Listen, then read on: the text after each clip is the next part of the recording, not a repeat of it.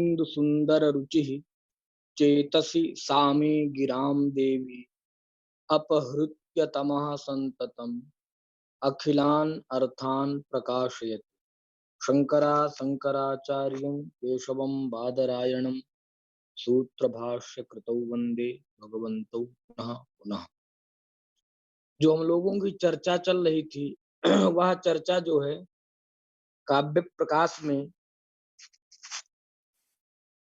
आचार्य आनंदवर्धन ने जो काव्य का लक्षण स्वीकार किया है, काव्य का लक्षण जो माना है, काव्यस्यात्मा ध्वनि, उसी की खंडन की प्रक्रिया हम लोग पढ़ रहे थे साहित्य दर्पण में। आज उसी के आगे हम लोग चलते हैं। तो इस प्रकार से चर्चा जहां तक हो गई थी वह हो गई कि अदोषम गुणवत् काव्यम अलंकारैः अलंकृतम रसान्वितम कविः कुर्वन् कीर्तिं प्रीतिं च विन्दति। यह जो सरस्वती कंठाभरणकार भोज, आचार्य भोज का जो लक्षण था, यह लक्षण का इन्होंने प्रत्याख्यान किया, अर्थात निरस्त किया, अपास्त किया, कुछ भी कहिए, प्रत्याख्यान किया। उसके बाद फिर जो है कहे यत्तु ध्वनिकारेण युक्तम, और जो ध्वनिकार ने कहा काव्यस्यात्मा ध्वनि ही, उसमें उनका खंडन प्रारंभ किया। तो सबसे पहले यहाँ पर प्रश्न किया कि ध्वनि क्या है आपके मत में। अर्थात ध्वनि तो तीन प्रकार की है, वस्तु ध्वनि, अलंकार ध्वनि और रसध्वनि। तो आप यह जो त्रिरूपा ध्वनि है, वस्तु अलंकार रसादि रूपा जो ध्वनि है, इन तीनों ध्वनियों को आप काव्य की आत्मा स्वीकार करते हैं अथवा केवल रसादि ध्वनि को काव्य की आत्मा मानते हैं। तो इसीलिए कहा कि न आद्या, माने यदि आप प्रथम मानते हैं, प्रथम माने यदि आप जो है वस्तु अलंकार रसादि त्रिरूपायदि ध्वनि मानते हैं काव्य की आत्मा को, इस ध्वनि को यदि काव्य की आत्मा मानते हैं, जो वस्तु अलंकार रूप त्रिरूपा जो ध्वनि है, तीनों प्रकार की ध्वनियों के यदि आप काव्य की आत्मा मानते हैं, तो वह पक्ष ठीक नहीं है। न आद्या, आद्या पक्षः न, कहे क्यों, कहे प्रहेलिकादौ अतिव्याप्ते है, क्योंकि यह जो वस्तु अलंकार और रसादि रूपा जो ये तीनों को यदि हम मान लेंगे, वस्तु ध्वनि को भी काव्य की आत्मा मानेंगे, अलंकार ध्वनि को भी काव्य की आत्मा मानेंगे, रसद ध्वनि को भी काव्य की आत्मा स्वीकार करेंगे, तब जो प्रहेलिका इत्यादि हैं, जो पहेलियां होती हैं, उन पहेलियों में यह लक्षण चला जाएगा। इसकी हम लोग कल चर्चा किए थे। द्वितीय चेत ओम इति ब्रूमः, उनका ये द्वितीय पक्ष स्वीकार करते, अर्थात केवल रसादि रूप जो ध्वनि है, उस रसादि रूप ध्वनि को काव्य की आत्मा स्वीकार करते हैं, तो इसमें मेरी भी सहमति है। अब जो है इतना कहने के बाद अब एक थोड़े से भिन्न प्रकार से जो है इन्हीं के इनके जो लक्षण है, जो इनके उदाहरण है, उन उदाहरणों में छिद्रान्वेषण करते हुए और अपना जो इनका अभीष्ट मत है वाक्यम रसात्मकम काव्यम, रस की उत्कृष्टता को दिखलाना, उसकी तरफ ये बढ़ रहे हैं। वही करें कि नन यदि रसादि रूप मात्र ध्वनि काव्य आत्मा तदा, अगर यदि आप रसादि रूप मात्र ध्वनि को ही काव्य मान लेंगे, तदा तब तो जो यह एक श्लोक था, स्वश्रुरत्र निमज्जति अत्राहम दिवसकम प्रलोकया मापतिकरात्यंधक शय्यायाम आवयोर मानिमंक्षसी, जो यह था, यहाँ पर आनंद वर्धनाचार्य ने ध्वन्यालोक के प्रथम उद्योत में यह वस्तुगत वस्तु ध्वनि में उदाहरण दिया है। तो यहाँ पर जो वाच्यार्थ हो रहा है, अभिधा वृत्ति के द्वारा जो मुख्यार्थ की उपस्थिति हो रही है, वह मुख्यार्थ तो निषेध परक है, लेकिन इस मुख्यार्थ से भिन्न एक व्यंजनावृत्ति के द्वारा जो व्यापारार्थ की प्रतीति हो रही है, व्यंजनावृत्ति के द्वारा एक व्यंग्यार्थ की जो प्रतीति हो रही है, वह व्यंग्यार्थ जो है विधि परक हो रहा है। बोले ऐसे स्थलों पर जहां पर वस्तु मात्र ही व्यंग्य इत्यादि वस्तु मात्र से व्यंग्यते कथम काव्यम व्यवहार चेत, अर्थात आपके पक्ष में जो यह वस्तु मात्र जहां व्यंग्य स्वीकार करते हैं आप इस श्लोक में सस्रुरत्र निमज्जति में, यहाँ पर आप काव्य का व्यवहार कैसे करेंगे, क्योंकि यहाँ तो आपके मत में जो है रसादि ध्वनि है ही नहीं, आप इसको वस्तु मात्र वस्तु ध्वनि मानते हैं, वस्तु मात्र की व्यंग्यता है। तो कहे ऐसा नहीं कहना चाहिए, ना अत्रापि रस भासवत्तया एति ब्रूमः, अर्थात साहित्य दर्पणकार आचार्य विश्वनाथ के मत में इस श्लोक में जो है वस्तु मात्र व्यंग्य नहीं है, अपितु रसाभास की प्रतीति हो रही है, रस का आभास हो रहा है। तो रसाभास होने के कारण जो है, यह जो है आपका रसादित ध्वनि ही है। इस प्रकार से जो है अब एक नवीन यहाँ से चर्चा करनी है, यहीं से हम लोगों को चलना है। ये कह रहे हैं, यदि आप जो है वस्तु मात्र का व्यंग्य होगा, अर्थात वस्तु मात्र से जहाँ व्यंग्यता हो रही हो, रसादि ना हो, वस्तु मात्र से कहीं व्यंग्य हो रहा है व्यंजनावृत्ति के द्वारा, तो ऐसे जगह यदि आप काव्य का व्यवहार कर लेंगे, तब तो अन्यथा देवदत्तः ग्रामम याति, यह एक वाक्य है। देवदत्तः देवदत्तो ग्रामम याति, अर्थात देवदत्तः ग्रामम याति, देवदत्त जो है गांव को जा रहा है। तो यह जो वाक्य है, तो यह वाक्य भी क्या हो जाएगा, यह वाक्य भी जो है काव्य होने लगेगा। क्यों? कहे देवदत्तः ग्रामः याति इति वाक्ये, इस वाक्य में तदभृत्तस्य, तदभृत्तस्य नाम देवदत्त का जो भृत्य है, देवदत्त का जो नौकर है, वह नौकर जो है तद अनुसरण रूप व्यंग्य व्यंग्य अवगतेरपि काव्यत्वम स्यात्, अर्थात देवदत्त गांव जा रहा है और जो उसका देवदत्त का जो भृत्य है, जो नौकर है, वह उस देवदत्त का अनुकरण कर रहा है। तो यहाँ पर भी व्यंग्य हो रहा है। देवदत्त गांव जा रहा है, उसका अनुकरण जो है, उसका उसका जो नौकर है वह अनुकरण कर रहा है। माने जहां जहां जैसे जैसे अवस्था देवदत्त कर रहा है, वैसे वैसे करता हुआ उसका नौकर भी जा रहा है। देवदत्त यदि घास छूता है तो उसका नौकर भी घास छू रहा है। जो भी जैसी क्रिया करते हुए देवदत्त गांव को जा रहा है, उसका नौकर भी तत्क्रिया उसी प्रकार की क्रिया करते हुए, उसका अनुकरण करते हुए उसके पीछे पीछे चल रहा है। यह व्यंग्य हो रहा है यहाँ पर कि देवदत्त गांव जा रहा है और उसका नौकर उसका अनुसरण कर रहा है। यहाँ पर भी तो व्यंग्य हो रहा है। इस प्रकार से जो ये देवदत्तः ग्रामम जात जो इत्यादि वाक्य हैं, इन वाक्यों में जो है उसके भृत्य का अनुसरण करना, अनुसरण रूप जो व्यंग्य हो रहा है, अर्थात उसका नौकर उसका जो भृत्य है वह देवदत्त का अनुकरण कर रहा है, अनुसरण कर रहा है, अर्थात जो जैसे प्रकार जिस जिस प्रकार से वह करते हुए चल रहा है, ऐसी क्रियाकलापों को करता हुआ उसका नौकर जो है उसका अनुकरण रहा है। यही यहाँ जो है व्यंग्य हो रहा है। बोले इस प्रकार के व्यंग्य का ज्ञान होते पर, अवगति होने पर, ज्ञान होने पर काव्यत्वम स्यात्, यहाँ पर भी काव्यत्व होने लगेगा फिर तो आपके मत में। तो इस प्रकार से कहा अस्तु इति चेत न। अब देखिए यहीं पर थोड़ी सी बात हमको समझनी है। तो इस प्रकार से जो वाक्य हैं, उन वाक्यों का भी जो है क्या होने लगेगा, उन वाक्यों में भी आपका काव्यत्व का व्यवहार होने लगेगा। अर्थात देवदत्ता ग्रामम यात इत्यादि जैसे वाक्य हैं, इन वाक्यों में एक व्यंग्यार्थ की उपस्थिति हो रही है। और वह व्यंग्यार्थ क्या है, व्यंग्यार्थ यही है कि देवदत्त गांव को जा रहा है और उसका नौकर उसका जो है अनुसरण कर रहा है। माने जिस प्रकार की यावत क्रिया करता हुआ देवदत्त गांव जा रहा है, उसी प्रकार की क्रियाओं का अनुसरण करता हुआ उसका भृत्य जो है उसके पीछे पीछे चल रहा है। यह व्यंग्यार्थ हो रहा है। यहाँ पर भी तो व्यंग्यार्थ की प्रतीति हो रही है। व्यंग्यार्थ की प्रतीति होने पर इसको भी यहाँ भी काव्यत्व का व्यवहार होने लगेगा। ऐसी शंका करने के बाद कहते हैं कि जो है अस्तु इति चेत न, अगर कोई कहे ठीक है अस्तु, अस्तु माने ठीक है, आप मानिए यहाँ पर भी काव्यत्व का व्यवहार करिए, कहे अस्तु इति, यदि ऐसा कोई कहता है कि ठीक है हम यहाँ पर भी देवदत्ता ग्रामम याति में भी जो है काव्य का व्यवहार करें, कहे तो ऐसा नहीं, इति चेत न, ऐसा नहीं बोलना चाहिए, ऐसा नहीं।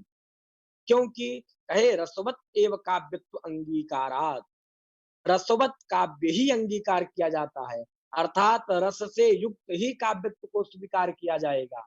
रसवत एव काव्यत्व अंगीकार माने रसवत जो वाक्य होंगे, सरस जो वाक्य होंगे, रस से युक्त जो वाक्य होंगे, ऐसे वाक्यों में ही काव्यत्व स्वीकार किया जाएगा। रस से हीन जो वाक्य होंगे, नीरस वाक्यों में काव्यत्व स्वीकार नहीं किया जाएगा।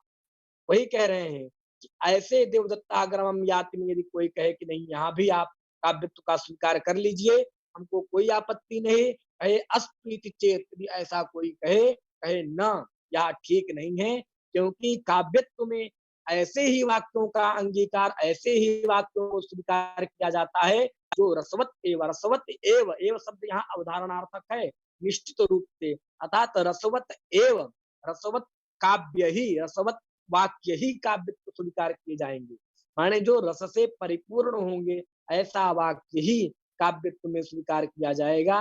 अर्थात काव्यत्व उन्हीं वाक्यों का स्वीकार करेंगे जो रस से ओतप्रोत हो, रस से परिपूर्ण हो, रस उनमें व्याप्त हो। तो रसवत एव काव्यत्व अंगीकारात, अब जो है यहाँ पर देवदत्ता ग्रामम जाति इत्यादि स्थलों पर या जो ये वाक्य हैं देवदत्ता ग्रामम जाति, इन वाक्यों में काव्यत्व का व्यवहार नहीं कर सकते हैं। यह एक प्रकार से इनका मत हुआ अपना। अब देखिए, अब ये कह रहे हैं काव्यस्य प्रयोजनम, काव्य का प्रयोजन क्या है। देखिए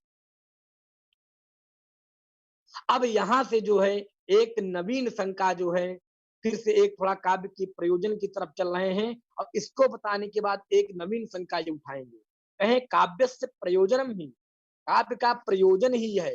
काव्य का प्रयोजन माने काव्य का उद्देश्य ही है। समझिए, प्रयोजन का अर्थ क्या करेंगे, अर्थात काव्य का जो है प्रयोजन ही है। काव्य का जो है ऐसा प्रयोजन ही होता है कि जो है वह क्या करे, कहे काव्य का जो उद्देश्य होता है, काव्य का जो प्रयोजन होता है, वह रसास्वाद मुख पिंड दान द्वारा।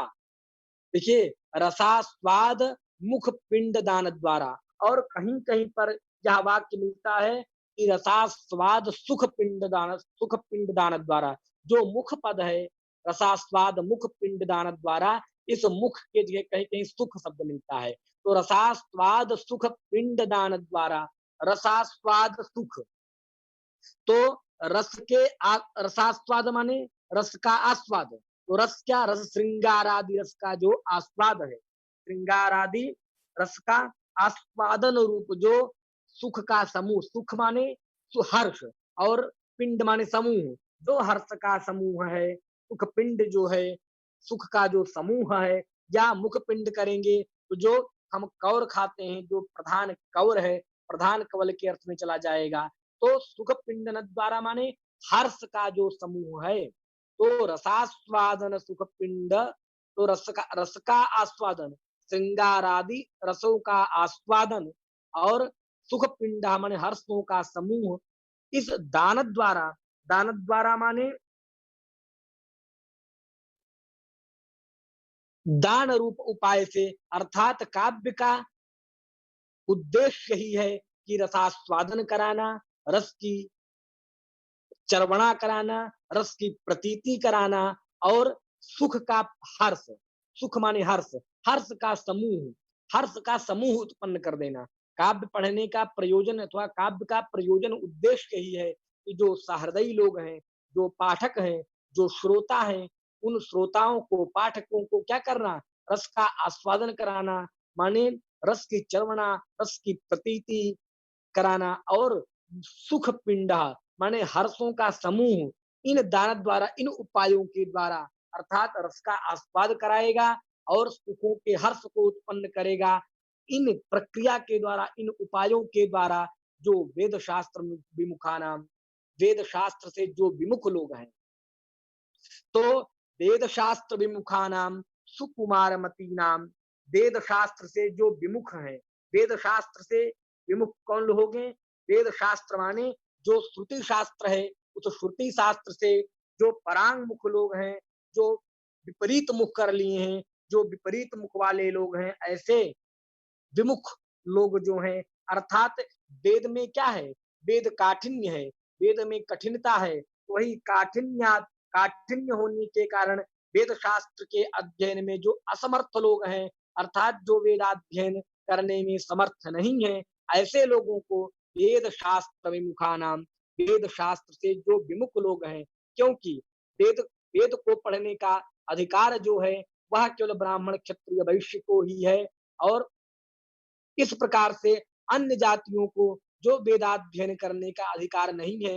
इससे यह भी ज्ञान होता है कि जो वेद शास्त्राध्ययन में जिनका नियम नहीं है, जिनके लिए आज्ञा नहीं है स्मृतियों की, वैदिक वेदों की, कि जो वेदाध्ययन नहीं कर सकते हैं, ऐसे जो क्षुद्रादि लोग हैं, वो लोग जो है वेद में क्या बातें कही गई हैं, अर्थात उनके जो व्यवहार, दैनंदिनी जो व्यवहार है, समाज में जीने के लिए जो ज्ञान चाहिए, उस ज्ञान की चर्चा वो लोग जो है वेद शास्त्र के अतिरिक्त इन काव्य इत्यादि ग्रंथों को पढ़ करके प्राप्त कर लें, एक अर्थ यह भी ध्वनित होता है। तो वेद शास्त्र मुखानाम, जो वेद शास्त्र के परांगमुख हैं, वेद शास्त्र से परांगमुख कौन लोग होंगे?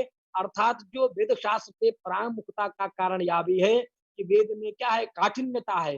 वेद कठिन विषय है। कठिन विषय होने के कारण जो है उसकी प्रवृत्ति, उस ग्रंथ के प्रति प्रवृत्ति सबकी नहीं हो सकती है। इसलिए कहा कि वेद शास्त्र विमुखानाम, वेद शास्त्र से जो विमुख लोग हैं, और सुकुमार मती नाम, जो सुकुमार मति वाले लोग हैं। सुकुमार मति वाले लोग मतलब जो कोमल बुद्धि वाले लोग हैं, अर्थात जिनकी बुद्धि बहुत ही कोमल है, अधिक जो है बहुत काठिन्यता को नहीं ग्रहण कर सकती है, ऐसी जो बुद्धि वाले हैं, कोमल बुद्धि वाले जो लोग हैं, तो वेद शास्त्र विमुखा नाम और सुकुमारमती नाम, और फिर कहें राजपुत्रादि नाम, जो सुकुमारमती वाले हैं और जो राजा के पुत्र इत्यादि हैं, राजपुत्रादि नाम, क्योंकि जो राजा के पुत्र हैं, यह भी संपूर्ण ऐश्वर्य वैभव संपदा का भोग करने के कारण ये लोग भी जो है क्या होते हैं? कुमार ही होते हैं।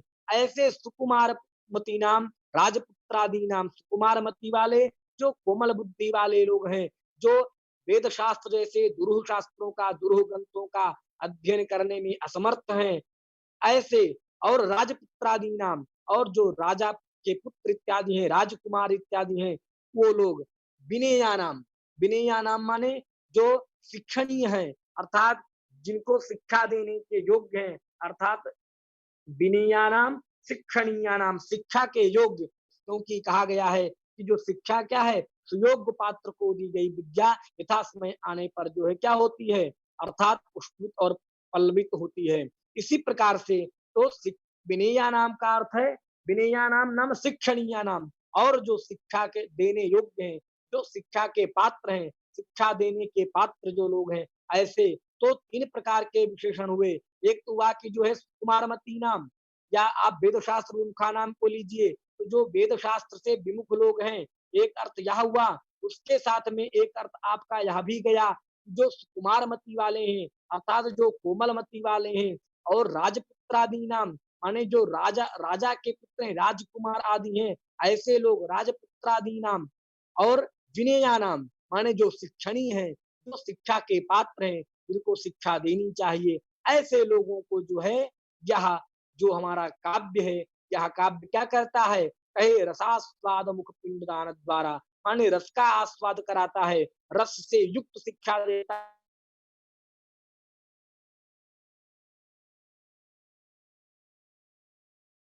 इस प्रकार से जो है इन उपायों के द्वारा जो है यह शिक्षा देता है, और शिक्षा भी कैसी देता है? कहे रामादिवत प्रवर्तितव्यम न रावणादिवत, रामादि के समान आचरण करना चाहिए। तो रामादि के समान आचरण कैसा है? देखिए, मैंने इससे पहले भी एक चर्चा की थी कि रामादि के वत आचरण करने का टीकाकार कुछ कार भिन्न अर्थ करते हैं। वो कहते हैं कि रामादिवत प्रवर्तितव्यम, प्रवर्तव्य नाम चेष्टनीयम, अर्थात रामादि के समान आचरण करना चाहिए।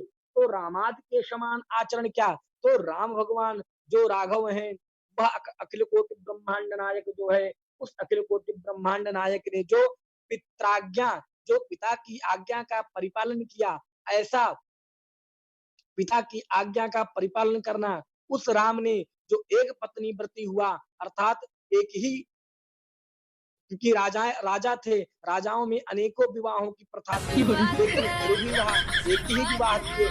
इस प्रकार की जो उनकी जो उनमें गुण विद्यमान है, उन गुणों का आचरण करना चाहिए, यही अर्थ ध्वनित होता है। लेकिन उन भगवान श्री राम ने जो सीता जी का परित्याग किया, ऐसे कार्यों को नहीं करना चाहिए, यह भी बात ध्वनित होती है। तो रामादिवत प्रवर्तितव्यम, माने राम के जो गुण हैं, उन गुणों का आचरण, जो उनके गुण थे, उन गुणों को अपने आचरण में लाना चाहिए। तो राम के गुण क्या थे? वही गुरु, मात पिता गुरु ना वही माता इत्यादि, जो तुलसीदास जी ने लिखा है कि अर्थात गुरु आज्ञा, पितृ आज्ञा का पालन करना, और न रावणादिवत, और रावण के समान जो है आचरण नहीं करना। तो रावण के समान आचरण नहीं करना माने जो परदारा हरण आदि है, पर स्त्री का हरण इत्यादि नहीं करना चाहिए। और रावण ने जो भगवान शंकर की पूजा करता था, उसका ग्रहण करना चाहिए। तो रावण के अंदर जो दुर्गुण है उनका परित्याग करना चाहिए। जैसे दुर्गुण कौन है, तो पर स्त्री हरण आदि, और जो उसके अंदर गुण है सब वह क्या, जैसे शंकर की पूजा, हर पूजा इत्यादि, उसको ग्रहण करना चाहिए। इस प्रकार से जो है ये कह रहे हैं कि रामादिवत प्रवर्तितव्यम न रावणादिवत इत्यादि। इस प्रकार से कृत्य और अकृत्य में, अर्थात क्या करणीय है क्या अकरणीय है, ऐसे कृत्य और प्रवृत्ति निवृत्ति उपदेश द्वारा, माने कृत्य जो करणीय कार्य है उनमें प्रवृत्ति दिलाता है, जो अकृत्य माने जो अकरणीय कार्य है उन कार्यों से निवृत्ति दिलाता है। ऐसा उपदेश के द्वारा ही यह कार्य करता है। जो काव्य होता है वह उपदेश के द्वारा इन सभी कार्यों का विधान करता है कि जो है आपको कहाँ प्रवर्तित होना है, कहाँ प्रवर्तित नहीं होना है। इस प्रकार से जो है उपदेश उपदेश चिरंतन ही अप्युक्ता, चिरंतन ही अर्थात प्राचीन आचार्यों ने भी ऐसा कहा है। अब देखिए यहाँ पर आप लोगों ने काव्य प्रकाश पढ़ा होगा, तो वहां पर जो काव्य शास्त्र का जो उपदेश होता है वह कांता सम्मित है। आप जब काव्य प्रकाश के षड्विध प्रयोजन पढ़ेंगे, उसमें जो छठा प्रयोजन है वह कांता सम्मित तयोपदेश युगे है। माने जो काव्य है, यह काव्य क्या है, यह काव्य विलक्षण है, यह कांता सम्मित उपदेश देता है। कांता सम्मित उपदेश देने का अर्थ इतना ही है कि देखिए जो राजाज्ञा होती है, जो देखिए हमारे यहाँ तीन प्रकार के शास्त्र जो है प्रामाणत्वेन जो उपलब्ध है, एक वेद है और दूसरा इतिहास पुराण आदि है। तो वेद के वेदांग इत्यादि उसमें सब ग्रहण हो जाएंगे। तो वेद हुआ और इतिहास पुराण आदि जो पौराणिक कथाएं हैं, और उसके बाद जो यहाँ काव्य है। तो तीन प्रकार की जो है यह विद्याएं, या तीन प्रकार के जो काव्य का विभाजन मान के चलिए। तो जो वेद वेद वाक्य है वह राजाज्ञा के समान है। जैसे राजा ने यदि आज्ञा दे दिया तो वह कार्य करना ही करना है। उसमें जो है किसी प्रकार का कोई विकल्प नहीं होता है। राजा ने कह दिया तुमको यहाँ जाना है तो वहां जाना है। यदि उस राजाज्ञा का उल्लंघन करने पर मृत्यु दंड भी मिल सकता है राजा के द्वारा। तो जो वेद शास्त्र हैं, जो वेद वाक्य हैं, वो वेद वाक्य क्या है, राजाज्ञा जैसे हैं। अर्थात वेद वाक्य कहता है सत्यम वद धर्मंचर, अर्थात सत्य बोलो, सत्य बोलना चाहिए, ये नहीं कहता है। डायरेक्ट कहता है कि सत्यम वद माने सत्य बोलो, और धर्मंचरा माने धर्म का आचरण करो। मातृदेवो भवा, माता जो है देवता है, पितृदेवो भवा, पितृ देवता है।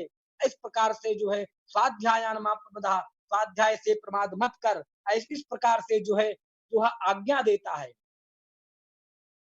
सत्यम वद माने सत्य बोलो, सत्य बोलना चाहिए नहीं कहता है, आज्ञा देता है कि सत्य बोलो। इस प्रकार से जो वैदिक वाक्य होते हैं वो वैदिक वाक्य राजाज्ञा के समान होते हैं। लेकिन जो इतिहास पुराण इत्यादि में वो इस प्रकार के वाक्य नहीं है। उनमें करणीय और अकरणीय अपने ऊपर होता है। जैसे इसीलिए जो वेद वाक्य हैं उनकी राजाज्ञा के समान तुलना किया है, और जो इतिहास पुराण आदि जो हैं उनकी मित्र के आदेश, मित्र के उपदेश के समान जो है उनकी तुलना की गई है। जैसे मित्र होता है, मित्र ने कह दिया तुमको यहाँ नहीं करना चाहिए, अब लेकिन उसमें हम बाध्य नहीं होते हैं, नहीं करेंगे तो भी मित्र हमको फांसी नहीं दे देगा, कोई दिक्कत नहीं, हम करें या ना करें, उसकी बात इधर से सुनी इधर से हटा दिए। उसी प्रकार से जो इतिहास पुराण आदि हैं, वो इतिहास पुराण आदि भी कहते हैं कि जो है यदि आप जो है, एक श्लोक है ना कि नित्यम वृद्धोपसेविनः चत्वारि तस्य वर्धन्ते आयुर्विद्या यशोबलम। तो उसने तो कह दिया कि आप जो है अगर नित्य वृद्धों की सेवा करेंगे, गुरुजनों की, माता जनों की जो है चरण वंदना करेंगे, उनका कहना मानेंगे, तो आपके जो है आयुर्विद्या यश बल की खुद अपने आप जो है उनकी उत्तरोत्तर वृद्धि होगी। तो इस प्रकार कह दिया। अब यहाँ पर कोई विशेष वो नहीं, आप करिए या ना करिए, कोई दिक्कत नहीं है। लेकिन इसी प्रकार से यह जो है यहाँ पर आपका विकल्प प्राप्त हो जाता है। लेकिन जो यह हमारा काव्य है, यह काव्य जो है आपका, यह काव्य एक भिन्न प्रकार का है। काव्य भिन्न प्रकार का कैसा है, तो काव्य वही है। काव्य मतलब काव्य वह है जो कांता सम्मित उपदेश देता है। जैसे जो स्त्री होती है, जो वह क्या करती है, वह जो है अपने सरस वाक्यों के द्वारा जो है पुरुष को किसी कार्य में प्रवृत्त कर देती है, और पुरुष जो है बड़े से बड़े कार्य को करने में लग भी जाता है, और जो है उसको किसी प्रकार का जो है दोष या रोष भी नहीं होता है। इस प्रकार से यह जो काव्य है, जहाँ काव्य कांता सम्मित होने के कारण जो है अर्थात आपको सरस-सरस मीठी-मीठी बोलियों के द्वारा अर्थात रसा का आस्वादन कराते हुए जो है आपको किसी कार्य में प्रवृत्त करेगा।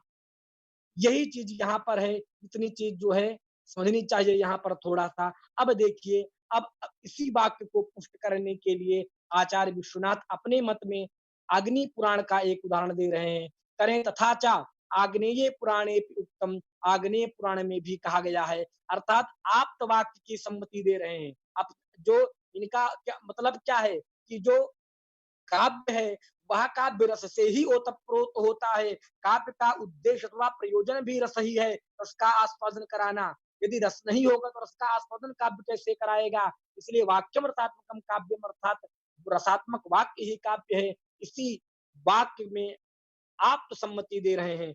आप्त क्या होता है? आप्तस्तु यथार्थ वक्ता, जो यथार्थ वक्ता होता है, रागादि वशादिनापि नान्यथावादी कहा गया है। अर्थात जो राग, द्वेष, ईर्ष्या इत्यादि के ईर्ष्या इत्यादि के कारण भी कभी झूठ ना बोले, ऐसा जो पुरुष होता है वही यथार्थ वक्ता होता है। अर्थात रागादि वशादिनापि नान्यथावादी, नान्यथावादी माने झूठ बोलने वाला ना हो, ऐसा यथार्थ वक्ता ही आप्त पुरुष होता है। तो यही आप्त सम्मति दे रहे हैं। अर्थात अग्नि पुराण यह भी आप्त है, आगम है एक प्रकार से।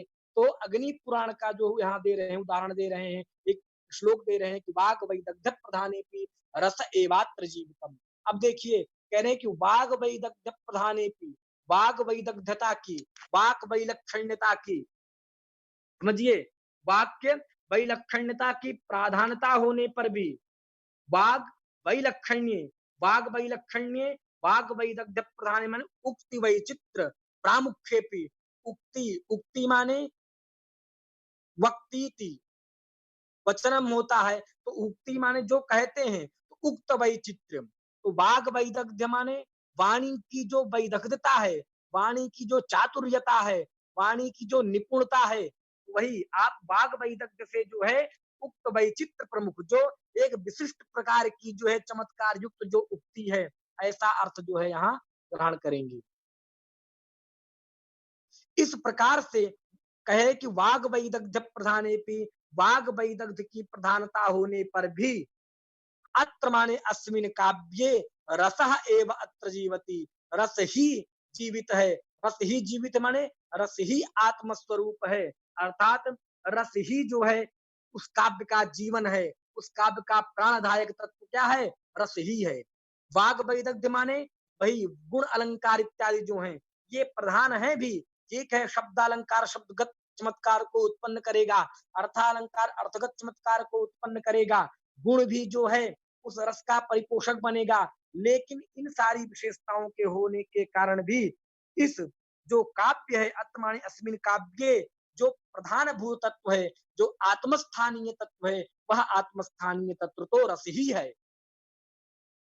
वही कह रहे हैं कि ये तथा च आग्नेय पुराणे युक्तम, मैं नहीं कह रहा हूं कि काव्य में जो है रस होता है, अर्थात वाक्यम रसात्मकम काव्यम भी होता है। अग्नि पुराण में भी कहा गया है कि वाक वैदग्ध्य प्रधाने भी रस एवात्र जीवितम इति। अब एक और दे रहे हैं, कहे व्यक्त विवेक कारेण, व्यक्त विवेक कार्य जो आचार्य महिम भट्ट हैं, वो महिम भट्ट भी का उदाहरण दे रहे हैं कि महिम भट्ट ने भी कहा है कि काव्यस्यात्मनि संगिनी रसादि रूपे ना कस्यचित विमति, माने काव्यस्यात्मनि संगिनी रसादि रूपे ना कस्यचित विमति, रसादि रूप जो संगिनी है, रसादि रूप जो नामधेय है, जो हम रस रसाभास भावाभास भावोदय भाव संगीत इत्यादि जो रसादि से ग्रहण करते हैं, वही यहाँ पर रसादि रूपे संगिनी, जो यह रसादि रूप जो नाम है, बोले यह काव्यस्यात्मनि माने काव्य का स्वरूप है, अर्थात रस ही काव्य का स्वरूप है।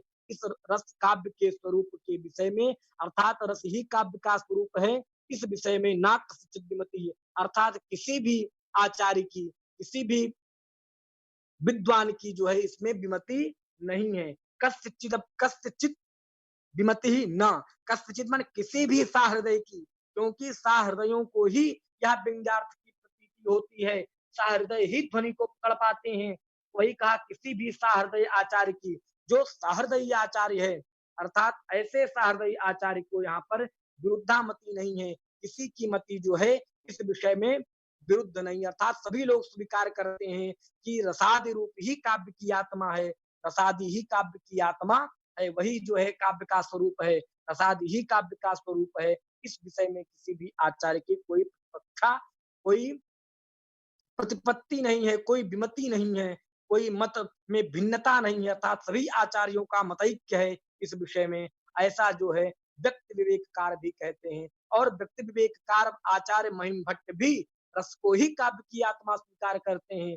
यह ध्वनि का खंडन अवश्य करते हैं, ध्वनि का जो है अनुमान के अंतर्गत, सभी ध्वनियों का अनुमान के अंतर्गत अंतर्भूत करते हैं, लेकिन फिर भी रसाद काव्य में रसाद की सत्ता स्वीकार करते हैं। रसाद की सत्ता स्वीकार करने के कारण जो है इनकी जो है किसी प्रकार की अन्य आचार्यों की भी मति नहीं है, और इनकी स्वयं की भी विमति नहीं है। इस प्रकार से कहे यत्तु ध्वनिकारेणापि उत्तम। अब कहे जो ध्वनिकार, ध्वनिकार माने आचार्य जो आनंदवर्धन है, उन आचार्य आनंदवर्धन ने भी कहा है। क्या कहा है? कहे न ही कवि ही इतवृत्त मात्र निर्वाहेण आत्मलाभ।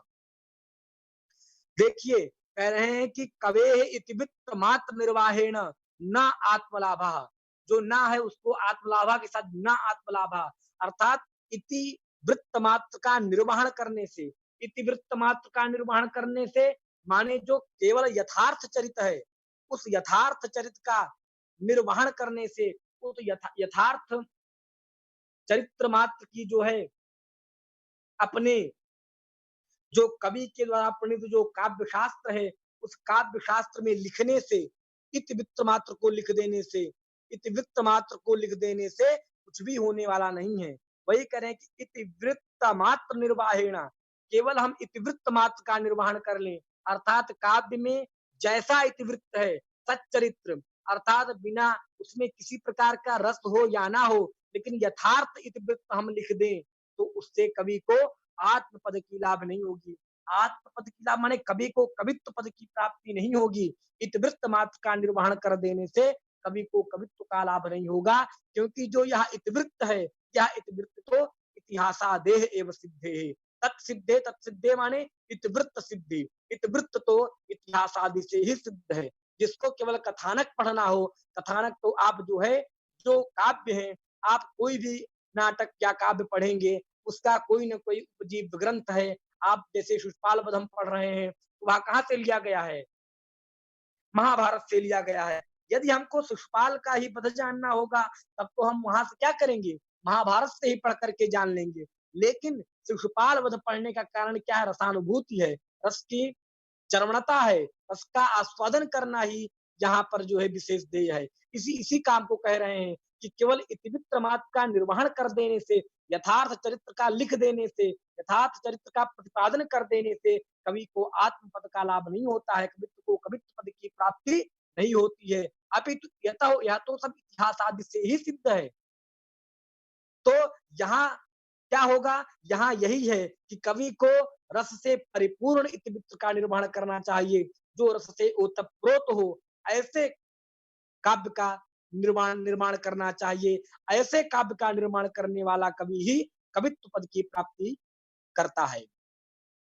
इस प्रकार से अब यहाँ पर इतनी चर्चा करने के बाद कह रहे हैं कि ननु से, यहाँ एक शंका कर रहे हैं ननु से, कह रहे हैं कि ननु तरही प्रबंधांतरवर्ती, समझिए कि ननु तरही प्रबंधांतरवर्तीनाम के सांचिन्नीरसानाम पद्यानाम काव्यत्वम न स्यात् इति चेतना। अब देखिए, थोड़ी मैं इसकी आपको बता दूं, फिर पंक्ति में चर्चा करेंगे। यहाँ इनका कहने का मतलब, यह जो प्रश्न कर रहे हैं, जो शंका उत्पन्न हो रही है, यह शंका इस प्रकार की कर रहे हैं कि जैसे एक एक श्लोक होता है, एक पद्य होता है, उस पद्य में यदि कुछ पद ऐसे आ जाएं जो नीरस हो, तो जो वो नीरस पद हैं, उन नीरस पदों में रसवत्ता, उस जो पद्य में, जो श्लोक में जिस रस का वर्णन किया गया है, वह श्लोक जो श्रृंगार रस की प्रधानता है, तो उसी श्रृंगार रस में वो नीरस पद भी ओतप्रोत हो जाते हैं।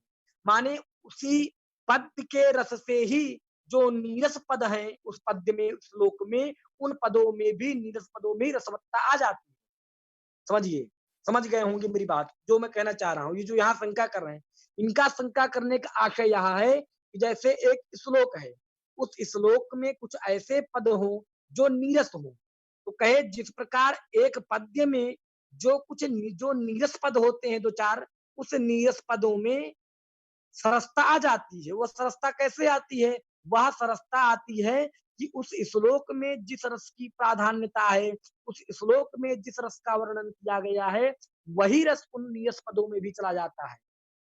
तो इस प्रकार से उस रस की वर्णनता से, उस रस की महत्ता से वह नीरस पद भी रसवत्ता से युक्त हो जाता है, अर्थात रस से युक्त हो जाता है। तो ऐसे ही जो प्रबंध होता है, प्रबंध माने जो काव्य होता है, वह काव्य में 2-4 श्लोक यदि या उसमें कुछ पाद जो है नीरस आ जाए, तो उस नीरस जो पद्य होंगे, उन नीरस पद्यों में भी सरसता आ जाएगी। उस प्रबंध काव्य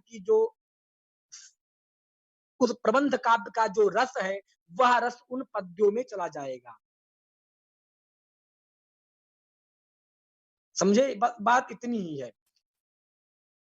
तो उसी चीज को यहाँ शंका कर रहे हैं, कह रहे हैं कि ननु तर्हि प्रबंधांतरवर्ती नाम, जो प्रबंधांतरवर्ती हैं, प्रबंध के भीतर रहने वाले हैं, अंतर्वर्ती माने भीतर, तो प्रबंधांतरवर्ती नाम, प्रबंध के अंतर, प्रबंध माने काव्य, तो काव्य के अंतर रहने वाले अंतरहित केशांचिन कुछ, केशांचित माने कुछ, तो केशांचिन नीरसानाम पद्यानाम, जो नीरस पद्य हैं,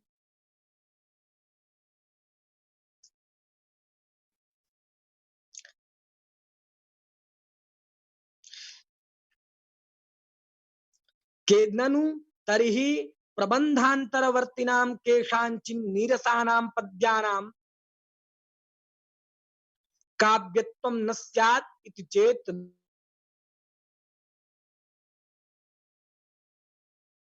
तो इस शंका जो पूर्व में कर रहे हैं, शंका यही है इनकी कि यदि आप रसवत काव्य मान लेंगे, अर्थात आप कह रहे हैं कि रस से युक्त ही वाक्य काव्य होगा, तो रसवत काव्य स्वीकार करेंगे, बोले तरही तब क्या होगा? कहे जो प्रबंधांतरवर्ती है, माने प्रबंध माने काव्य, और काव्य के अंतर्वर्ती माने काव्य के मध्य में रहने वाले, काव्य के भीतर रहने वाले, नीरसा नाम केशांचिन नीरसा नाम पद्या नाम, जो केशांचिन माने जो कुछ नीरस पद हैं, अर्थात रस से रहित जो पद हैं, रस से रस रहिता नाम पदा नाम, रस से रहित जो पद हैं अथवा जो पद्य हैं, पद्या नाम माने छंदोबद्ध जो रचना होती वही पद्य कहलाती है। तो छंदोबद्ध जो रचना है, उन छंदों पद्यों की छंदोबद्ध जो रचना युक्त जो पद्य हैं, उन पद्यों का काव्यत्व न स्यात्, काव्यत्व नहीं होगा, माने काव्य लक्षण घटितत्व उसमें नहीं जाएगा, क्योंकि काव्य का जो लक्षण है वह काव्य का लक्षण तो उसमें नहीं जाएगा। माने प्रबंध जो काव्य होगा उसमें तो कोई ना कोई रस होगा, लेकिन उस प्रबंध के मध्य में यदि कोई ऐसा श्लोक आ जाए, ऐसा पद्य आ जाए जो नीरस हो, अर्थात रस से रहित हो, तो उस पद्य की काव्यत्व तो नहीं होगा। ऐसे पद्यानाम जो नीरस पद्य हैं, उन नीरस पद्यों का काव्यत्व नहीं होगा, काव्यत्व न स्यात् माने काव्यत्व नहीं होगा, माने काव्य लक्षण जो आपका है वाक्यम सात्वम काव्यम या रसवत एवं काव्यम, रस से युक्त ही काव्य होता है, यह लक्षण आपका वहां पर नहीं घटेगा। कहे ऐसा यदि कोई कहे, कहे न, ऐसा नहीं कहना चाहिए। कहे क्यों? कहे रसवत पद्यांतर्गत नीरसानाम पदानाम इव पद्य रसेन प्रबंध रसेन इव तेषाम रसवत्ता अंगीकारात्। कहे रसवत पद्यांतर्गत, जिस प्रकार से रसवत माने रस से युक्त, रसवत से अर्थात रसवस युक्त जो पद्य होता है, पद्य माने श्लोक, जो छंदोबद्ध रचना जो पद्य है, उस पद्य के अंतः माने मध्य में, उसके अंतःकरण में जो स्थित है, अंतः माने अंतःकरणे, अंतर्गत माने अंतःकरण में, अंदर जो स्थित है, ऐसे नीरस पदा नाम जो है, नीरस पदों के समान। तो जैसे श्लोक के अंतर्गत जो नीरस पद होते हैं, उन नीरस पदों में श्लोक का, उस पद्य का जो रस होता है, वही रस उस नीरस पद का भी स्वीकार कर लेते हैं। उसी प्रकार वही कहते हैं कि रसवत पद्यांतर्गत नीरसानाम पदानाम इव, यो माने समान, जैसे उपमा के अर्थ में है। अर्थात जिस प्रकार से रस से युक्त पद्य के अंतःकरण में स्थित रस से रहित जो शब्द होते हैं, उन रस से रहित पदों का क्या होता है, पद्य रसेन इव, अर्थात पद्य के रस से ही उनमें सरसता आ जाती है। उसी प्रकार से जो है, जो यहाँ प्रबंधांतरवर्ती जो पद्य हैं, अर्थात काव्य के अंतर्गत जो कुछ ऐसे जो नीरस पद्य हैं, जो नीरस छंदोबद्ध रचना है, उन नीरस छंदोबद्ध जो पद्य है, उन पद्य में जो है उस प्रबंध काव्य का ही रस चला जाएगा। तो वो जो नीरस श्लोक है, जो नीरस पद्य है, उन नीरस पद्यों में भी सरसता आ जाएगी, वो भी रस से युक्त हो जाएंगे। देखिए उनमें देश और रसवत्ता आपको बता कहाँ दें से कि प्रवासी आएगी, मजदूरों के अर्थात पलायन को प्रबंध काव्य का जो रस होगा, वही रस जो है उन नीरस पद्यों में भी चला जाएगा। जिस प्रकार से पद्य के अंतर्गत जो पद होते हैं, उन नीरस पद होते हैं, उन नीरस पदों में उस पद्य की सरसता चली जाती है। वही कहे पद्य रसेन प्रबंध रसेन इव तेषाम रसवत्त अंगीकार, रसवत्ता माने रसवत्ता स्वीकार कर लेंगे। यत्तु नीरसेष्वपि, यहाँ से एक विशेष और बात कह रहे हैं कि यत्तु नीरसेष्वपि गुणाभिव्यंजक वर्ण सद्भावात् दोष अभावात् अलंकार सद्भावाच्च काव्य व्यवहारः सा रसादिमत काव्य प्रबंध साम्यादि गौण एवा। अब देखिए ये कह रहे हैं कि जिस पद्य में अथवा जिस प्रबंध में रस की प्राधान्यता होगी, अर्थात वहां रस की चर्वणा हो रही हो, रस की प्रतीति प्राधान्यत्वेन हो रही है, वहां प्रधानत्वेन रस ही हो, तो वो काव्य तो उत्तम काव्य कहलाएंगे। अर्थात वहां रसवत्ता की प्राधान्यता होगी, वो मुख्य कहलाएंगे। लेकिन यत्तु नीरसेषु अपि, जिन नीरस पद्यों में या नीरस पदों में, समझिए, यत्तु नीरसेष्वपि, नीरसेष्वपि माने रस रहितेषु अपि, रस से रहित जो वाक्य हैं अथवा जो पद्य हैं, उन पद्यों में जो गुणाभिव्यंजक वर्ण सद्भावात, जो गुण के अभिव्यंजक हैं, अर्थात गुण कौन है, तो माधुर्य ओजप प्रसादाख्य जो तीन गुण हैं, अथवा आचार्य वामनों के जो 10 गुण इत्यादि जो भी चर्चाएं अन्य आचार्यों के मत में जो, तो यहाँ गुण से, क्योंकि आचार्य विश्वनाथ भी तीन ही गुण मानते हैं, माधुर्य ओजप प्रसाद, तो गुण से यहाँ माधुर्य ओजप प्रसाद लेंगे। तो गुणाभिव्यंजक माने माधुर्यादि गुण के अभिव्यंजक जो वर्ण होते हैं, उन वर्णों के सद्भाव माने उन वर्णों का काव्य में अथवा उस पद्य में अथवा उस वाक्य में होने से, और दोष अभाव, दोष का अभाव होने से, अलंकार सद्भावाचा, अलंकार की स्थिति उस वाक्य में होने से, काव्य व्यवहार, जो काव्य का व्यवहार होता है, सा काव्य व्यवहार, वह काव्य व्यवहार रसादिमत काव्य बंध साम्यात, माने रसादिमत काव्य बंध अपेक्षा, रसादि से युक्त जो काव्य बंध है, काव्य का समूह है, उस काव्य बंध की अपेक्षा गौण एवा, गौण होता है, अमुख्य होता है। माने जहां रसादिमत काव्य होगा, रस से युक्त जो काव्य होगा, वह काव्य तो मुख्य होगा। लेकिन जो ऐसे नीरस पद हो, लेकिन वहां गुण के अभिव्यंजक वर्णों की उपस्थिति हो, दोष का अभाव हो, अलंकार की सद्भावना हो, अलंकार वहां पर हो, ऐसे वाक्यों में जो काव्य का व्यवहार होता है, वह काव्य का व्यवहार जो है रसादिमत काव्य की अपेक्षा गौण होता है, अप्रधान होता है। इस प्रकार से यह हुआ कि यदि रसवत काव्य होगा, जिस काव्य में रस की परिपूर्णता होगी, रस से ओतप्रोत होगा, वह काव्य तो उत्तम काव्य माने प्रधान काव्य होगा। लेकिन जो ऐसे नीरस वाक्य होंगे या जो ऐसे नीरस पद्य होंगे जिनमें रस नहीं है, लेकिन गुणाभिव्यंजक वर्ण की वहां सद्भावना है, गुण के अभिव्यंजक जो वर्ण है उनकी उपस्थिति है, दोष का अभाव है और अलंकार का सद्भाव है, अलंकार की उपस्थिति है, शब्दगत अलंकार, अर्थागत, अर्थगत अलंकार, शब्दालंकार, अर्थालंकार इत्यादि की वहां पर उपस्थिति है। ऐसे नीरस पद्यों में या नीरस वाक्यों में जो काव्यत्व का व्यवहार होता है, वह काव्यत्व व्यवहार जो है रसाधिमत काव्यत्व की अपेक्षा गौण होता है। अब कह रहे हैं यत्तु वामनेन उक्तम, जो आचार्य वामन ने कहा है। आचार्य वामन ने क्या कहा है? आचार्य वामन का मत है, यह भी प्राचीन मत है, और इस प्राचीन मत को खंडन कर रहे हैं। देखिए, आनंद वर्धनाचार्य का भी खंडन चल रहा है अभी। उन्हीं के खंडन के बीच में जो है रीतियात्मा काव्यस्या मानने वाले जो आचार्य वामन है, उन आचार्य वामन का भी ये खंडन कर रहे हैं। अब देखिए, कहे तत् जो है आचार्य वामन ने क्या किया है? आचार्य वामन ने माना है कि जो रीति है, जो वैदर्भी, गौड़ी, पांचाली, लाटकी इत्यादि जो रीति है, वह रीति ही काव्य की आत्मा होती है। रीति ही काव्य की आत्मा, रीति ही काव्य की आत्मा है। तो रीति क्या है? तो वही वैदर्भी आदि, वैदर्भी, गौड़ी, पांचाली इत्यादि जो रीति है, वैसे तो तीन ही मुख्य रीति है, वैदर्भी, गौड़ी, पांचाली। जो लाटी नामक एक लाट्या, जिसको लाटी रीति कहते हैं, उस लाटी रीति का जो है पांचाली रीति में ही अंतर्भूत मान लेते हैं विद्वान लोग। आचार्य वामन ने भी माना है, यत्तु वामनेन उक्तम। यत्तु से एक नवीन शंका करे कि यत्तु आचार्य वामनेन, जो आचार्य वामन ने कहा है कि रीतिरात्मा काव्यस्य, अर्थात काव्य की आत्मा जो रीति है वैदर्भी, तो वैदर्भी सर्वगुणोपेता वैदर्भी होती है। अर्थात तीनों प्रकार की रीतियों में वैदर्भी की प्रधानता है, अर्थात वैदर्भी रीति सबसे प्रधान है।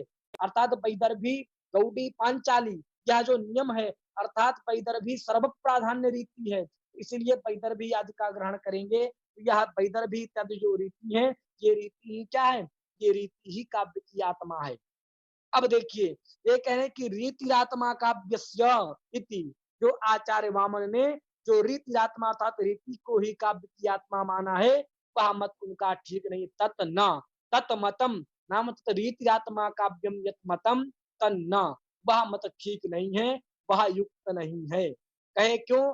कहे रीते है संघटना विशेषत्वात्, जो रीति होती है वैदर्भी इत्यादि जो रीतियां हैं, ये रीति क्या है? ये संघटना विशेष है। अर्थात संघटना विशेष माने एक वर्णों की संयोजना विशेष है। इन रीतियों में भी एक वर्ण होता है। जब रीति का लक्षण पढ़ेंगे तो वहां आता है कि वैदर्भी रीति में इस प्रकार के वर्ण होने चाहिए, अल्प समास होने चाहिए, किसी रीति में दीर्घ समास होना चाहिए। तो एक प्रकार से यह संघटना विशेष ही है, अर्थात वर्णों की संघटना किस प्रकार से काव्य में करनी है, तो इस यही चीज को यह बताती है। तो रीति क्या है? संघटना विशेष है। और कहे संघटना जो होता है, तो संघटनायाश्च, संघटना क्या है? कहे वाक्य अवयव संस्थान रूपत्वात्, यह वाक्य का अवयव है। अर्थात वाक्य में वर्ण होते हैं, तो वाक्य का अवयव क्या होता है? वर्ण होता है। जैसे हम लोग का अवयव हाथ, पैर, नाक, कान इत्यादि हैं, ऐसे ही जो काव्य के अंतर्गत जो वाक्य होते हैं, उन वाक्यों का अवयव क्या है? उस वाक्य घटित जो नाना प्रकार के वर्ण हैं, वो वर्ण ही काव्य के अवयव हैं। वही कह रहे हैं, जो संघटना क्या है? कहे संघटनायाश्चा वाक्य अवयव संस्थान रूपत्वात्, अर्थात यह वाक्य के अवयव संस्थान रूप है। इसलिए तद अंग सन्निवेश स्वरूपत्वात् आत्मनश्च तद भिन्नत्वात्, और जो आत्मा होती है वह अवयव से भिन्न होती है। अब देखिए, शरीर में समझिए, तो आत्मा तो ना हाथ आत्मा है, ना पैर आत्मा है, न मुख आत्मा है, न आंख आत्मा है, न कान आत्मा है, न सिर आत्मा है। आत्मा इन सभी अवयवों से भिन्न एक पदार्थ है। वही कहे आत्मनश्च तद भिन्नत्वात्, तद भिन्नत्वात् माने अवयव भिन्नत्वात्, अवयवों से भिन्न ही आत्मा होती है। और आपकी जो यह संघटना है, जो रीति है, यह रीति संघटना विशेष है, वर्ण संयोजना विशेष है। और कहे संघटना क्या है? जैसे एक टीका होती है, किसी ने कहा कि जो है मघवा शब्द उच्चारण किया, कि मघवा, कहा कि मघवा, उसने कहा मघवा का अर्थ क्या है? तो कहा बिडौजा अर्थ है। तो एक मघवा मूल बिडौजा टीका होती है, माने किसी ने कुछ कहा और आपने पूछा इसका मतलब क्या, तो उसने ऐसा एक और अर्थ बताया उसी का जो आप कभी ना सुने हुए हो। किसी ने कहा मघवा, तो मघवा इंद्र का वाचक होता है। कहे कोई, जैसे संस्कृत के लोग तो जानते हैं कि मघवा इंद्र का वाचक है, लेकिन अन्य लोग मघवा किसका वाचक है नहीं जानते। लेकिन आप किसी से कहेंगे मघवा, तो कहेंगे मघवा क्या है, तो आप कहेंगे बिडौजा है, तो बिडौजा भी इंद्र का वाचक होता है।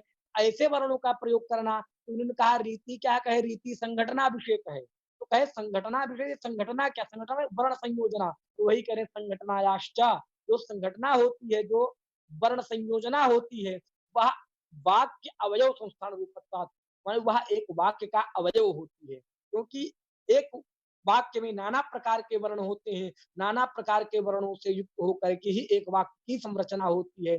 जैसे रामः विद्यालयं गच्छति में राम में रकार है, फिर दीर्घ आकार है, मकार उत्तरवर्ती ह्रस्व आकार, फिर ऐसे ही विद्यालय में वकार, इकार, दकार, यकार, आकार, ऐसे फिर गच्छत में गाय, बहुत सारे वर्ण है, नाना प्रकार के वर्ण मिलकर के वाक्य की संयोजना होती है। अथवा गाम आने पद है, तो गकार पितृत्तवर्ती दीर्घ आकार मकार उत्तरवर्ती ह्रस्वकार, फिर दीर्घ आकार नकार उत्तर ह्रस्वकार, फिर अयकार, फिर तदुत्तरवर्ती ह्रस्वकार। इस प्रकार की जो यहाँ वर्ण संयोजना है, यही तो वाक्य हुई। वही संघटनायाश्च अवयव संस्थान रूपत्वात् आत्मनश्च तद भिन्नत्वात्, जो आत्मा होती है वह उससे भिन्न होती है। और कहे यत् ध्वनिकारेण उक्तम, जो आचार्य ध्वनिकार आज इस प्रकार से जो है इस वामन आचार्य का खंडन कर दिया इन्होंने। अब कह रहे हैं कि यत् ध्वनिकारेण युक्तम, अभी ध्वनिकार का ही चल रहा, ध्वनिकार के बीच में ही जो है इन्होंने वामन का खंडन कर दिया। अब कहें जो यच्च ध्वनिकारेण उक्तम, और जो ध्वनिकार आचार्य आनंदवर्धन ने कहा है, अर्थः सहृदय श्लाघ्यः काव्यात्मे काव्यात्मा यो व्यवस्थितः वाच्य प्रतीयमानाख्यौ तस्य भेदौ उभौ स्मृतौ। तो यह सहृदय श्लाघ्यः अर्थः, अर्थात जो सहृदयों के द्वारा, सहृदय श्लाघ्य माने श्लाघनीय, जो प्रशंसनीय है, इसके द्वारा, सहृदयों के द्वारा जो प्रशंसनीय है, और सहृदय प्रशंसनीय यह अर्थ, जो अर्थ अभिधेय, जो अभिधेय, जो अर्थ सहृदयों के द्वारा प्रशंसनीय है, और काव्यात्मा व्यवस्थित, काव्यात्मा व्यवस्थित, और काव्य की आत्मा। तो तो अब देखिए सहृदय श्लाघ्य, जो सहृदयों के द्वारा श्लाघनीय है, और यह अर्थ, जो अर्थ काव्यात्मा व्यवस्थित, काव्य के आत्मा के रूप में व्यवस्थित है, अर्थात जिसको काव्य की आत्मा स्वीकार करते हैं जिस अर्थ को। तो कहे क्योंकि अर्थ कितने प्रकार के हैं, तीन, वाच्य, लक्ष्य और व्यंग्य, और व्यंग्यार्थ को ही ध्वनि कहते हैं। वही कह रहे हैं कि यह अर्थ काव्यात्मा व्यवस्थित, जो अर्थ काव्य की आत्मा के रूप में व्यवस्थित है, अर्थात काव्य के आत्मा के रूप में जिस अर्थ को प्रतिपादित किया गया है, वह अर्थ क्या है, सहृदयों के द्वारा श्लाघनीय है। और जो अर्थ सहृदयों के द्वारा श्लाघनीय है, वही काव्य की आत्मा में व्यवस्थित किया गया, वही अर्थ जो है, उसी अर्थ को काव्य की आत्मा प्रतिपादित किया गया है। और वह तस्य तस्य साहृदय श्लाघ्य श्लाघ्यस्य काव्यात्मा रूपेण यह व्यवस्थितः अर्थः तस्य सह अर्थः तस्य अर्थस्य उभौ भेदौ, उस अर्थ के दो भेद स्मृतौ जानने चाहिए। वो दो भेद कौन से हैं, कहे वाच्य प्रतीयमानाक्षौ, वाच्य और प्रतीयमान, वाच्य और प्रतीयमान। तो वाच्य प्रतीयमान नामधेयौ उभौ भेदौ स्मृतौ, उभौ माने दोनों प्रकार के भेदों माने प्रकार, स्मृतौ माने होते हैं, जानने चाहिए। इस प्रकार से जो है इन्होंने अर्थ किया। तस्य, तस्य का अर्थ करेंगे तस्य अर्थस्य, उस अर्थ के जो है क्या है, दो हैं, एक वाच्य है, एक प्रतीयमान, उभौ भेदो, दोनों अर्थ तस्य उसी अर्थ के जानने चाहिए, वाच्य और प्रतीयमान दोनों उसी के भेद हैं। अब जो है इस प्रकार से आचार्य जो है आनंदवर्धन ने जो है अपनी आनंद ध्वन्यालोक में कहा कि अर्थः सहृदय श्लाघ्य, सहृदयों के द्वारा श्लाघनीय, यह माने जो, अर्थ माने अर्थ, काव्यात्मा के रूप में व्यवस्थित किया गया माने प्रतिपादित किया गया है, तस्य माने उस अर्थ का, वाच्य प्रतीयमाना क्यों, वाच्य और प्रतीय मान नाम, वाच्य और प्रतीयमान उभौ भेदौ, उभौ माने दोनों प्रकार के, ये वाच्य और प्रतीयमान दोनों भेद जो है जानने चाहिए, दोनों भेद होते हैं। अब कह रहे हैं कि इसके आगे की जो पंक्ति है उस पंक्ति में थोड़ा चर्चा करेंगे, इसके बाद आज का विषय यही समाप्त होगा। अब देखिए ये कह रहे हैं अत्र, अब उस श्लोक के बाद आगे की चर्चा है, अत्र वाच्यस्य आत्मत्वम काव्यस्यात्मा ध्वनि। अब इन्होंने कहा कि अब तो आपका क्या अक्षर लक्षण हो गया कि वाच्य जो अर्थ है, क्योंकि आपने 2 प्रकार के अर्थ माने उसके, एक वाच्य, एक प्रतीयमान। कहे वाच्यस्य आत्मत्वम्, अत्र तु अत्र माने अत्र काव्ये, वाच्यात्मत्व माने जो वाच्य रूपी जो अर्थ है, उस वाच्य जो अर्थ है वह वाच्य अर्थ भी काव्य की आत्मा मान लिया गया है। तब इस प्रकार से अभी उन्होंने क्या कहा था कि जो रसादित ध्वनि है, उस रसादित ध्वनि ही काव्य की आत्मा है। अभी जब चर्चा जो शुरू में आई थी, वो क्या हुई थी कि जो प्रतीयमान अर्थ है, जो व्यंग्यार्थ है, जो ध्वनि है, वही ध्वनि ही क्या है? वही ध्वनि ही काव्य की आत्मा है। वाच्य अर्थ तो काव्य की आत्मा नहीं है। क्योंकि आप लक्षण देखिए का प्रकाश का, वो क्या कहते हैं, इदम उत्तमम अतिशयनी व्यंग्ये वाच्यात ध्वनिर्बुधई कथिता। माने जहां वाच्यार्थ की अपेक्षा व्यंग्यार्थ अधिक चमत्कारी हो जाए, वहीं तो ध्वनि काव्य होता है। कि जहां व्यंग्यार्थ की अपेक्षा वाच्यार्थ भी चमत्कार हो, वहां तो होता नहीं है। जहां वाच्यार्थ गौण हो जाए और व्यंग्य अर्थ चमत्कार करने वाला हो जाए, वही ध्वनि काव्य होता है। अब आप वाच्यस्य आत्मत्वम, आप तो वाच्यार्थ को भी काव्य की आत्मा स्वीकार कर लिए। अभी आपने शुरू में क्या कहा कि जो रसादित ध्वनि है वही काव्य की आत्मा है, माने जो व्यंग्यार्थ है वही काव्य की आत्मा है। अब आप इस श्लोक में खुद कह रहे हैं कि वह जो सहृदयों के द्वारा प्रशंसनीय है और काव्य की आत्मा के रूप में जो व्यवस्थित है, उसके दोनों भेद जाने चाहिए, वाच्य भी जाने चाहिए और प्रतिमान भी जाने चाहिए। तो अब आपके मत में तो वाच्यार्थ जो है, वह वाच्यार्थ भी काव्य की आत्मा हो गई। तो इस प्रकार से आप जो है स्ववचन विरोधात एव, आप अपने वचन से आपका स्ववचन विरोध हो गया, माने आप अपने वचन से ही खुद विरोध हो गए। समझ रहे हैं ना? स्ववचन विरोधात एव अपास्तम, आप जो है अपने जो आपने पूर्व प्रतिपादित जो वचन किया था, उस वचन से ही आप जो है अपना आपका जो स्ववचन है, वह स्ववचन ही आपका विरुद्ध हो रहा है। आप माने आप कहीं कुछ कह रहे हैं, कहीं कुछ कह रहे हैं। आप पहले कह रहे थे कि जो प्रतीयमान अर्थ जो है, जो व्यंग्यार्थ है, वही ध्वनि है और वही ध्वनि ही काव्य की आत्मा है। अब आप यहाँ वाच्यार्थ को भी काव्य की आत्मा स्वीकार कह रहे हैं। तो इस प्रकार से जो है स्ववचन विरोधात, स्व माने अपने, वचन माने उपका, वचन विरोध हो जाने से ही अपास्तम, माने आप अपास्त हो गए हैं, निरस्त हो गए हैं। आपका जो है प्रत्याख्यान हो गया है। अपास्तम नाम खंडितम, आपका स्ववचन विरोध से ही आपका लक्षण खंडित हो गया। क्योंकि आप जो है एक तरफ कह रहे हैं कि काव्य की आत्मा जो है कौन है, ध्वनि है। वह ध्वनि क्या है, प्रतीयमान अर्थ माने व्यंग्यार्थ ही तो ध्वनि है। अब आप यहाँ पर कह रहे हैं कि नहीं, वह जो है वाच्यार्थ भी उसका भेद है एक। तो आप 2 प्रकार के भेद करें तो इसमें आपके मत में वाच्यार्थ भी काव्य की आत्मा हुई। इस प्रकार से आप जो है स्ववचन माने अपने वचन से ही विरोध खा गए। इस प्रकार से स्ववचन विरोध हो जाने के कारण आपका जो यह काव्यात्मा ध्वनि, या जो काव्य का स्वरूप है, काव्य का लक्षण है, यह निरस्त हो जाता है, यह लक्षण खंडित हो जाता है। तो इस प्रकार से जो है आचार्य जो विश्वनाथ हैं, इन्होंने आचार्य मम्मट भट्ट का खंडन किया प्रधानत्वेन, और जो है आनंदवर्धन का खंडन किया, वामन का किया, और भोजराज का खंडन किया, और जो है वक्रोक्ति काव्य जीवितकार का किया। अब भोजकार से भोज के